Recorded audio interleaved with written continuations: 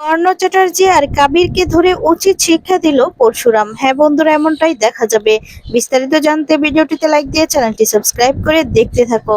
গল্পের শুরুতেই দেখা যায় কর্ণ চ্যাটার্জি বলতে থাকে, সময়ের অঙ্কটা মিলছে না কাবির, সময়ের অঙ্কটা মিলছে না, কিছুতেই না। আচ্ছা, ওরা কি অফিস থেকে বেরিয়ে কোথাও যাচ্ছে? আর তখন বলে, আমাকে অঙ্কটা মিলাতে হবে। আর কোথায় যাচ্ছে ওরা? আচ্ছা, যেখানে ফাইলগুলো রাখা আছে। আর তখনই কাবির বলে, এক মিনিট এক মিনিট। এরপর বলে, আচ্ছা এমনটা নয় তো শিবপ্রসাদ ওর বাড়িতে? আর তখন বলে, তুমি ঠিক কথাই বলেছো। এরপর দেখা যায় যে কাবির কাবির চ্যাটার্জিকে বলছে, তাহলে আমাদেরকে এক্ষুনি সেই বাড়িতে যেতে হবে। মানে কর্ণ চ্যাটার্জি বলছে। এরপরে তো কাবিরকে নিয়ে সেই বাড়িতে চলে যায়। আর পরশুরাম আর তটিনীর বাড়িতে চলে যায়। আর সেখানে গিয়ে গুন্ডা ফুন্ডাদেরকে নিয়ে সমস্ত কিছু ড্রয়ের ওয়ার্ডরোব সমস্ত কিছু খুঁজতে থাকে। কিছু ফাইল খুঁজে পাই কিনা এদিকে মায়া সবটা দেখতে থাকে। মায়া সবটা দেখে আড়াল থেকে ভিডিও রেকর্ড করতে থাকে আর বলতে থাকে যে এটা বসকে পাঠাতে হবে। এদিকে কর্ণ চ্যাটার্জি জিজ্ঞেস করছে কিছু খুঁজে পেয়েছে কিনা। আর তখনই বলতে থাকে কিচ্ছু খুঁজে পাইনি। এদিকে তখন তো রেগে যায় কর্ণ চ্যাটার্জি আর কাবিরকেও জিজ্ঞেস করে। তখন কবিরও বলতে থাকে যে আমিও কিছু পাইনি ড্যাড। এরপর বলে, কি করে এটা সম্ভব? তখন বলে, কিচ্ছু নেই। তাহলে তাহলে কি করে এটা সম্ভব? তাহলে ব্যাপারটা কি? আর তখনই ফোনে একটা এসএমএস আসে। আর তখন বলে, ফোনে আবার কি এলো? এই বলে ফোনটা বের করে। আর তখনই দেখতে পায় যে ওরা লন্ডভন্ড করে যে ঘরের ভিতরে খুঁজছিল সেটাই ভিডিও। আর সেই ভিডিওটা দেখে অবাক হয়ে যায়। উপর থেকে দেখা যায় মায়া সবটা দেখতে থাকে।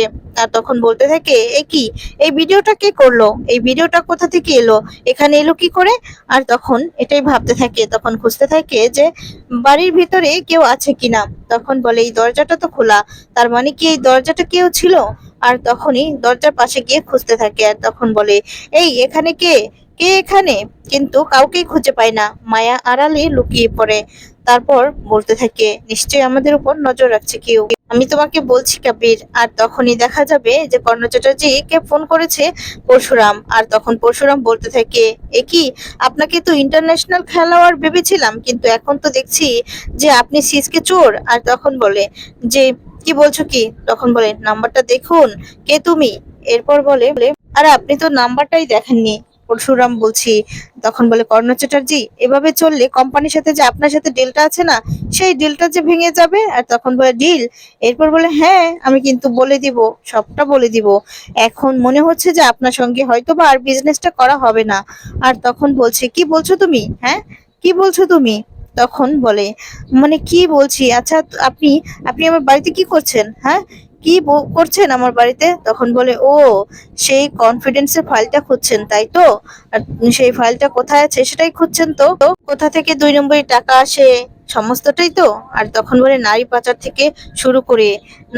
থেকে শুরু করে সমস্ত কিছু। আচ্ছা মিস্টার কর্ণ চ্যাটার্জি, আপনি একটা ক্রাইমের চেন তৈরি করে রেখেছেন। সারা শহর, সারা রাজ্যটাকে অস্থির করে রেখেছেন। আমার নেক্সট টার্গেট কিন্তু আপনি, জানেন তো? আর তখন বলে, আপনাকে আমি বলছি, আমার প্রথম প্রথম কাজ হবে আমার কোম্পানি। তখন বলে, তোমার কোম্পানি? মানে কর্ণ চ্যাটার্জি বলছে, তুমি একটা কথা জেনে রেখো যে ময়ূরের পাক পড়লেই কাক কিন্তু ময়ূর হয়ে যায় না। তখন বলে, জানি তো, হয় না হয় না, কিন্তু ময়ূরের পালকগুলো না ছিটকে দিতে হয়। আর তখন বলে, কিন্তু কাকে তো মনে হয়, তাই না? তখন কর্ণ চ্যাটার্জিকে আরো অপমান করতে থাকলে কর্ণ চ্যাটার্জি তো রেগে যায়। রেগে গিয়ে বলে, পরশুরাম। আর তখনই পরশুরাম বলে, ভুল করছেন, ভুল করছেন, চিৎকার করবেন না, ঠিক আছে? শুধু একটাই কোম্পানির এখন মালিক, যে হাজার হাজার কোটি টাকা যেখানে লেনদেন হয়। আর সেই কোম্পানির সাথে তো আপনার লেনদেন আছে, তাই না? ডিল আছে আপনার। সেই ডিলটা কিন্তু আমি ভেঙে দিব। আপনার কোম্পানির সাথে আমার কোম্পানি বিজনেস করবে না। তখন এই বলে ফোনটা রেখে দেয়। আর তখনই কর্ণ চ্যাটার্জি রেগে যায় আর বলে, এই হ্যালো, হ্যালো, কিন্তু কোনো কথাই শুনতে পায় না। তখন কাবির বলছে, কি হয়েছে ড্যাড? এরপর বলে যে আমাকে আমাকে থ্রেট করছে। ও জানে না, ও জানে না কাকে ঢিল মারছে, ও জানে না। তখন বলতে থাকে, চলো চলো এখান থেকে। এরপর বলে কাবির চ্যাটার্জি বলতে থাকে যে, ড্যাড, ও ভিডিওটা পেলো কোথা থেকে? আর তখন বলে, কোথা থেকে পেলো? হ্যাঁ আমি নিশ্চিত যে কেউ একটা এখানে আছে, সেই ভিডিও করছে, সে নজর রাখছে। আর তখন তখন বলতে থাকে, চলো চলো তোমরা, এই বলে সেখান থেকে চলে যায়। মায়া আড়ালে লুকিয়ে পড়ে, ওরা চলে গেলেই মায়া আবার ঘরের ভিতরে চলে আসে। আর তখন এসেই দেখা যায় পরশুরামকে ফোন করে। পরশুরামকে ফোন করে বলতে থাকে যে ওরা চলে গিয়েছে। এরপর বলছে যে অপারেশন আন্ডার কন্ট্রোল বস। তখন বলে thank you, thank you Maya, thank you, এই বলে ফোনটা রেখে দেয়। তারপর দেখা যাবে অন্যদিকে পিকু লাড্ডু ওদেরকে রেডি করিয়ে তটিনী কোথাও একটা যাবে, তার জন্য বের হতে থাকে। আর তখনই তখনই দেখা যায় লাড্ডু এদিকে মজা করতে থাকে পিস্তল নিয়ে। তখন বলে লাড্ডু তুমি কি করছো রে, কি চুপ থাকো না একটু, এদিকে দাঁড়াও, এদিকে দাঁড়াও, কি হচ্ছে সারাক্ষণ তুমি এরকম করে বেড়াচ্ছো, দাও, দাও তুমি এটা রেখে যাও। আর তখন বলে যে তুমি এই গানটা রেখে দাও। আর তখন বলে আমি তো এটা নিয়ে যাব। এরপর দেখা যায় তটিনী বলতে থাকি তুমি এই গানটা নিয়ে রাস্তায় বের হবে।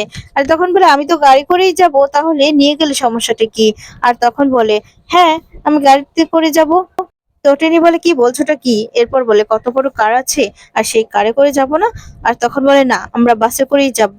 না লাড্ডু, আমরা কারে করে যাব না, আমরা বাসে করে যাব। আমরা ঠিক যেমনটা ছিলাম আমরা ঠিক তেমনটাই থাকবো।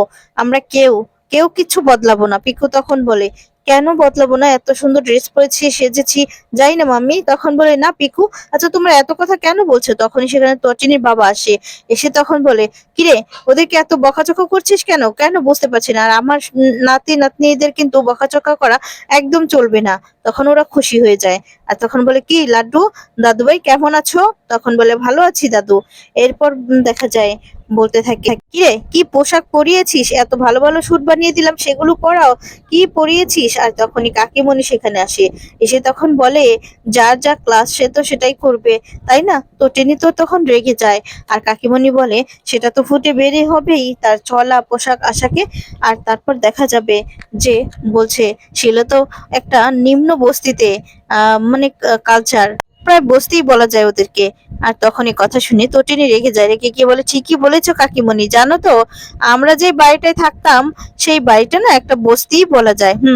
600 স্কোয়ার মানে ফিটের একটা ফ্ল্যাট, মানে ওটা তো ছোটই, ওটা যেমন ছোট না তেমন তোমার মনটাও না ছোট। এরপর দেখা যায় যে ত্রিপর্ণাকে অনেক অপমান করে। আর তখন বলে তটিনী, এরপর দেখা যাবে যে সত্যজিৎ মুখার্জি বলছে ত্রিপর্ণা তুমি ভুলে যেও না তুমি কার সাথে এভাবে কথা বলছো, তুমি ভুলে যেও না তুমি যার সাথে কথা বলছো তার স্বামী কিন্তু আমাদের এই অফিসের, আমাদের অফিসারের কর্ণধার। তখন তটিনীকে বলছে আচ্ছা মা কোথায় যাচ্ছি?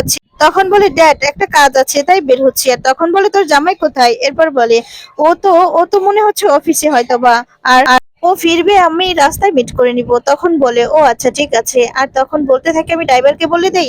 এরপর বলে না না, ড্রাইভারকে বলতে হবে না ড্যাডি, আমি বাসে করে যাবো। আর তখন বলে আচ্ছা তো টিনি তোর কি মাথা খারাপ হয়ে গেল, এত বড় গাড়ি পড়ে আছে আর তুই বাসে করে যাবি? আর তখন বলে আমি বুঝতে পারছি না তুই কি করতে চাচ্ছিস। এরপর দেখা যায় কাকিমণি বলে বললাম না, বুঝুন দেখুন এবার ওদেরকে এটাই মানায়, বুঝতে পারলেন তো? আর তখন বলে যতই আপনি সোনার পালঙ্কের ব্যবস্থা করে দিন, যতই রাজপ্রাসাদ গড়ে দিন, কোনো লাভ হবে না। যার যেমন স্বভাব সে তো এমন করবেই। তটিনী তখন বলতে থাকে কাকি আমি যতদূর জানি যে তোমার কাকার বিয়েটা হয়েছে প্রেম করে, বিয়েটাই হয়েছিল তাই তাই কি ঠিক বলছি তো? আচ্ছা তোমার বাবা আমাদের এই কোম্পানিতে কিন্তু খাটতো, মানে কর্মচারী ছিল। অ্যাটলিস্ট তুমি এর জন্য এই সমস্ত নিয়ে কথা বলবে না, বুঝতে পারলে তো? স্ট্যান্ডার্ড এই সমস্ত তোমাকে মানায় না কথা বলা। তখনই দেখা যাবে তটিনীর বাবা বলতে থাকে আচ্ছা মা এসব কথা থাক, এখন তোরা কোথায় যাচ্ছিস বলতো? তখন বলে ড্যাডি আসলে। আর তখনই সেখানে চলে আসে দেখা যায় সৌরভ মজুমদার সবাই মায়া সকলেই চলে আসে। আর তখন সৌরভ এসে বলতে থাকে যে হ্যাপি ইউনিভার্সিটি। আর তখনই দেখা যায় মজুমদার হাতে থাকে একটা ফুলের তোড়া, যেটা দিয়ে কিনা তটিনীকে শুভেচ্ছা জানায়। তারপর দেখা যাবে আর তখন সৌরভ বলতে থাকে তোমার বর কোথায়? এরপর মায়া বলতে থাকে আরে বরকে পরে খুঁজবে, আগে তো বউকে উইশ করো। আর তখনই মজুমদার বলতে থাকে যে এই বুকেটটা আপনার জন্য, আর এই যে ছোট্ট একটা গিফট, মানে একটা শাড়ি নিয়ে আসে। আর তখন এটা দেখে দেখা যায় সত্যজিৎ মুখার্জি খুশি হয়ে যায়। আর তারপর দেখা যাবে তটিনী বলতে থাকে এই বুকেটটার কতটা দাম হবে? আচ্ছা কাকি কতটা দাম হবে কি বলো? আর তখন বলে হ্যাঁ, কিন্তু কেন? এরপর তটিনী আবার বলতে থাকে এই যে এটা মানে একটা শপিং ব্যাগ দেখে মজুমদারের হাতে বলতে থাকে যে আচ্ছা এটাতে কি আছে। আর তখনই সৌরভ বলতে থাকে একটা শাড়ি আছে। তখন সেটা সৌরভের সামনে নিয়ে গিয়ে বলতে থাকে তা এটার দাম কত। আর তখন বলে দাম কত মানে এটা কি। তখন এদিকে মায়া মুচকে মুচকে হাসতে থাকে।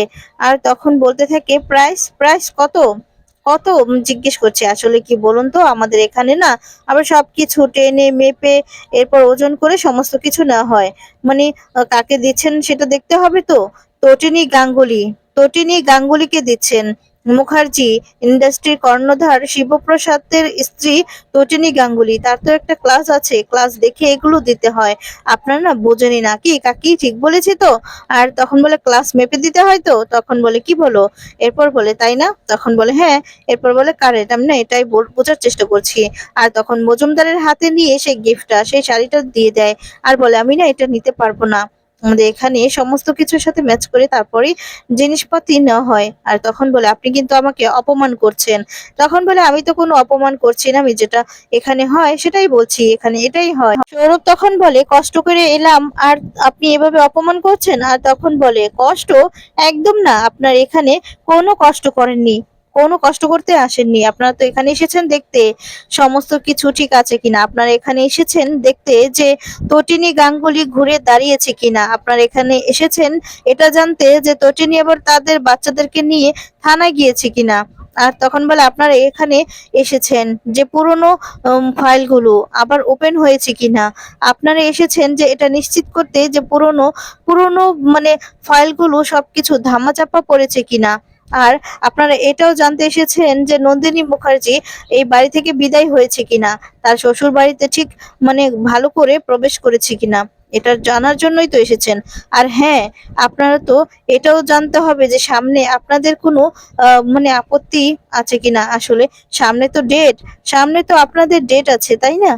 না আপনাদের নামে আবার কেসটা কোর্টে উঠবে কিনা, মানে নন্দিনী মুখার্জি আবার অ্যাপেয়ার করবে কিনা, এতগুলো অঙ্ক নিয়ে এসেছেন এখানে মেলাতে তাই তো। ওই সস্তার বকেটে আর ওই গিফটটা নিয়ে আপনারা এখানে আসেননি, তার জন্যই এসেছেন, আমি যা বলছি তার জন্য এসেছেন কি মিস্টার মজুমদার, ঠিক বলছি তো। আর তখন বলে তুমি কিন্তু তটিনী আমাকে ইনসাল্ট করছো। আর তখন বলে আমি কোনো ইনসাল্ট করছি না। তখন সত্যজিৎ মুখার্জি বলে তটিনী কি হচ্ছেটা কি। আর তখন বলে কারণ এই বাড়িতে এটাই হয় ড্যাডি, এই বাড়িতে শুধুমাত্র এটাই হয়। আমি কত কত দামের শাড়ি পরে আছি, আমার ছেলে মেয়েরা কত দামের পোশাক পরে আছে, কিভাবে চলাফেরা করছে, কি গাড়িতে চড়ছে, আমার ছেলের হাতের এই খেলনাটার দাম কত, শুধুমাত্র এগুলোই এগুলোই এই বাড়িতে হয়। আর তখন কাকিমণিকে ইঙ্গিত করে কথাগুলো বললে কাকিমণি একটু লজ্জা পেয়ে যায়। তারপর বলতে থাকে এটাই তো এই বাড়িতে মাপা হয় তাই না। আর তখন বলেন ড্যাডি কি জানি, আই এম সরি, আমাকে বের হতে হবে এক্ষুনি, লাড্ডু পিকু চলো। আর তখন সত্যজিৎ বলে একটা কথা ছিল, দেখো তোমাদেরকে বলা হয়নি আমি একটা জমি কিনেছি, দেখো তোমাদেরকে বলা হয়নি নতুন নতুন জমি মানে কিনেছি। আর সেখানে আমাদের কোম্পানির জন্য একটা ফ্যাক্টরি, নতুন ফ্যাক্টরি তৈরি হবে। আর আমি সেটা করছি আমার দিদিভাই আর দাদুভাইয়ের জন্য। তাই এই ফ্যাক্টরিটা কিন্তু সব থেকে বড় ফ্যাক্টরি হবে। আর তখন বলে সবকিছুই হয়ে গেছে, শুধু জামাইকে বলতে হবে যে শুধু মানে এখন কাজটা শুরু করতে হবে, তখনই দেখা যাবে। তো তিনি বলতে থাকে যে প্রয়োজন নেই ডেট, প্রয়োজন নেই, আমরা আমরা যতক্ষণ তোমার প্রয়োজনের দিকে তাকিয়ে থাকবো আমাদের না ততক্ষণ ততক্ষণ আরো মানে অসুবিধা ছাড়া কিছুই হবে না।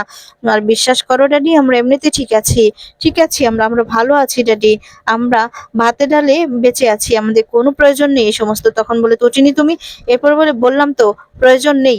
আর তখন সত্যজিৎ মুখার্জি বলে 100 বার আছে, 100 বার প্রয়োজন আছে, তোমাদের হয়তো বা প্রয়োজন নেই, কিন্তু এই যে লাড্ডু পিকু ওদের ভবিষ্যতের জন্য প্রয়োজন আছে। তখনই বলতে থাকে যে প্লিজ ড্যাডি তুমি ওদেরকে এই সমস্ত কথা বলো না, লাড্ডু পিকু আসো, তুমি বলো তো তুমি কি হতে চাও। তখন লাড্ডু বলে আমি আমি পরশুরামের মতো হতে চাই, পরশুরামের মতো এভাবে করে গুলি চালাবো।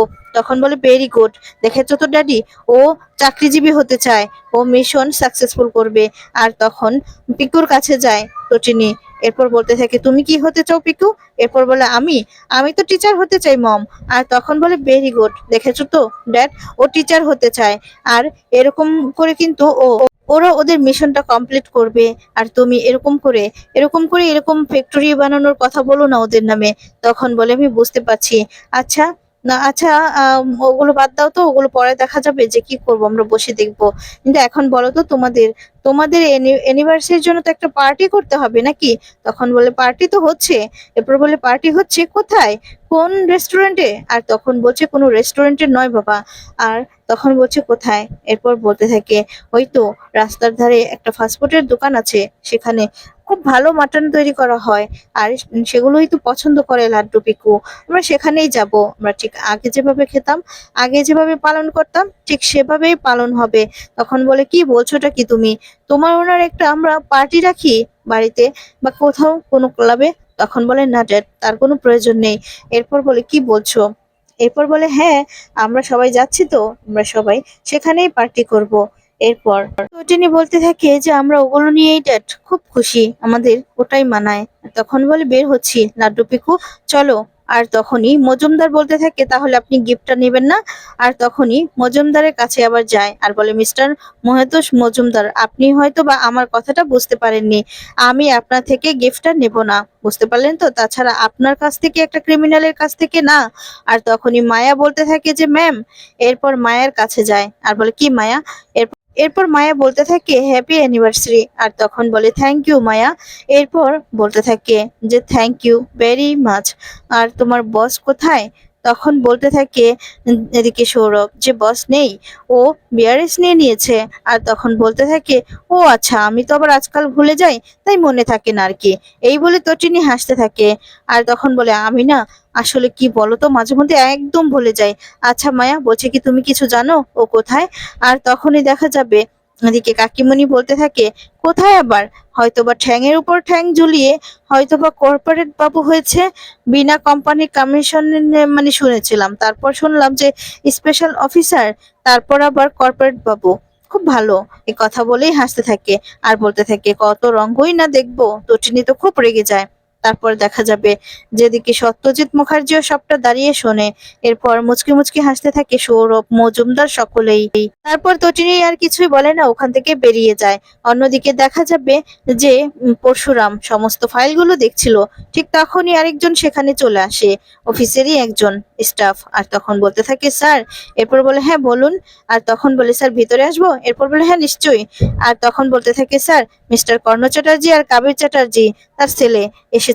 আর তখন বলতে থাকে যে আচ্ছা ঠিক আছে, ভিতরে আসতে বলো। তারপর দেখা যাবে তাদেরকে পাঠিয়ে দেয় আর তারা ভিতরে চলে আসে। কর্ণ চ্যাটার্জি আর কাবির চ্যাটার্জি দুজনেই দেখা যায় পরশুরামের কাছে আসে। আর এসেই তখন মে আই কাম ইন? আর তখনই পরশুরাম ভিতরে আসতে বলে। প্রথমত চুপ করেছিল, কোনো কথাই বলছিল না। তখন কর্ণ চ্যাটার্জি খুব রেগে যায় আর বলতে থাকে ভিতরে এসো। এরপর পারমিশন ছাড়াই যখন ভিতরে আসে আর তখনই দেখা যায় পরশুরাম, মানে কর্ণ চ্যাটার্জি যখনই বসতে যাবে পরশুরাম তার পা দিয়ে ধাক্কা দিয়ে চেয়ারটা ফেলে দেয়। তখনই তো রেগে যায় কর্ণ চ্যাটার্জি। তারপর দেখা যাবে কর্ণ চ্যাটার্জি বলতে থাকে এসব কি হচ্ছেটা কি, হ্যাঁ কি হচ্ছেটা কি? আর তখন বলতে থাকে যে কেউ এভাবে ভিতরে আসলে এমনটাই হয়। আর তখন বলে এই তুমি কি বলছো, হ্যাঁ যে কেউটা কি? তখন কাবির চ্যাটার্জি বলছে যে এই তুমি আমার ড্যাডকে ইনসাল্ট করছো। আর তখন বলে হ্যাঁ করছি। আর কাবির চ্যাটার্জি একদম চুপ। বড়রা যখন কথা বলবে তখন তো আমি বলেছিলাম যে ছোটরা যেন কথা না বলে, ঠিক আছে? আর তখন বলে তোমার তো মনে হচ্ছে এখনো দুধের দাঁত পড়েনি, তাই বলছি কি তুমি বেশি কথা বলো না, বুঝতে পেরেছো তো? চুপ থাকো তুমি, একদম কথা বলো না। আর যদি তুমি বেশি কথা বলো তোমাকে এখান থেকে বের করে দিব। আর কর্ণ চ্যাটার্জি বলছে তুমি চেয়ারটা ফেলে দিলে কেন? কেন ফেলে দিলে? আর তখন বলে ফেলে দিয়েছি কেন, স্পর্ধা, স্পর্ধা। তখন বলতে থাকে যাই হোক, আসল কথাতে আসি। বেশি কথা না বলে আসল কথাতে আসি। তখন বলে যে আপনাদেরকে কিন্তু কোম্পানির ডিল থেকে বাদ দেওয়া হয়েছে। তখন এ কথা শুনে রেগে যায় কর্ণ চ্যাটার্জি। পরবর্তী পর্বে দেখা যাবে যে কর্ণ চ্যাটার্জি তো খুব রেগে যায় পরশুরামের কথা শুনে। আর তখনই কর্ণ চ্যাটার্জি পরশুরামের কলার চেপে ধরে আর বলতে থাকে এই তুমি আমাকে চেনো না, তুমি আমাকে চেনো না? তখন বলে হ্যাঁ আপনাকে অবশ্যই আমি চিনি। আর আপনারা কিন্তু মনে রাখবেন, এখনো কিন্তু আমার পিস্তলে ৬ গুলি আছে। আমার রক্তটা কিন্তু এখন অনেক গরম, শিরায়, শিরার উপর দিয়ে আমার রক্তটা যাচ্ছে। আর তখন বলে সেখানে একটাই নাম বলছে শুধু, যে পরশুরাম। আর তখন এই কথা শুনে খুব রেগে যায় আর ভয়ও পেয়ে যায় কর্ণ চ্যাটার্জি আর কাবির চ্যাটার্জি। আর কিছুই বলতে পারে না, চুপ করে দাঁড়িয়ে থাকে। আর তখনই বলতে থাকে যে এক্ষুনি এখান থেকে বেরিয়ে যান, না হলে আপনাদের হাল। আর কিন্তু কর্ণ চ্যাটার্জি কাবির তো কিছুতেই বের হয় না, একের পর এক কথা বলে। আর এদিকে রেগে যায় পরশুরাম। রেগে গিয়ে কাবির চ্যাটার্জি আর কর্ণ চ্যাটার্জিকে উচিত শিক্ষা দিয়ে দেয়। তো বন্ধুরা, আজকের ভিডিওটি তোমাদের কেমন লেগেছে কমেন্টস করে জানিয়ে দাও। পরবর্তী আপডেট পেতে চ্যানেলটি এক্ষুনি সাবস্ক্রাইব করো। ধন্যবাদ।